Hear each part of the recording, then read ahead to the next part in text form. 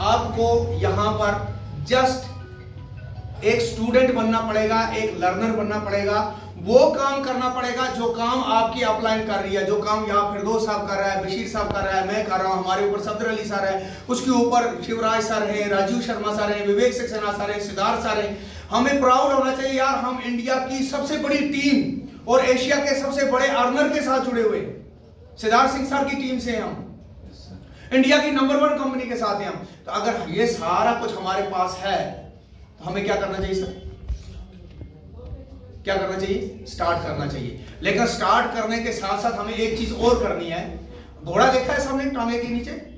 उस घोड़े की आंखों के ऊपर 2 पट्टे लगे रहते हैं ऐसे। हम गलती करते हैं, वो पट्टा हटा देते हैं। जस्ट ऐसा ही जैसे हमारे 2 भाई आए थे, इन्होंने भी पट्टा हटा दिया था, दाने भाई वो भटक गए, लेकिन जब दोबारा से पट्टा लगा अब उनको फिर फोकस टारगेट के ऊपर हो गया।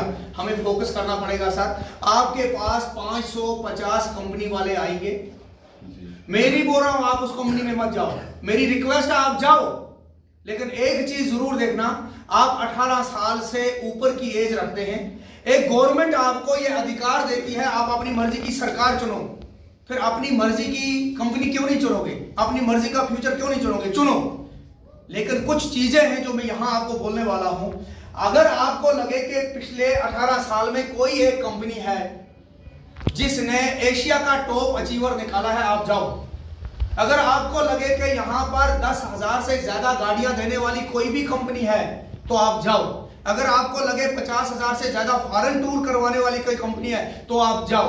अगर आपको लगे 2,500 से ज्यादा लोगों को मकान किसी कंपनी ने दे दिए तो आप जाओ। अगर आपको लगे कि इंडिया के बाहर इंडियन कंपनी 12-14 कंट्री के अंदर जा चुकी है तो आप जाओ। अगर आपको लगे वर्ल्ड के सबसे बेस्ट पेटेंट प्रोडक्ट कहीं पर हैं तो आप जाओ। अगर लगे कि नहीं है तो भाई आपके पास है, ऐसा कौन इंसान है दुनिया का जो नंबर 1 को छोड़ के ऐसे नंबर को पकड़े जिसका कोई नंबर ही ना हो?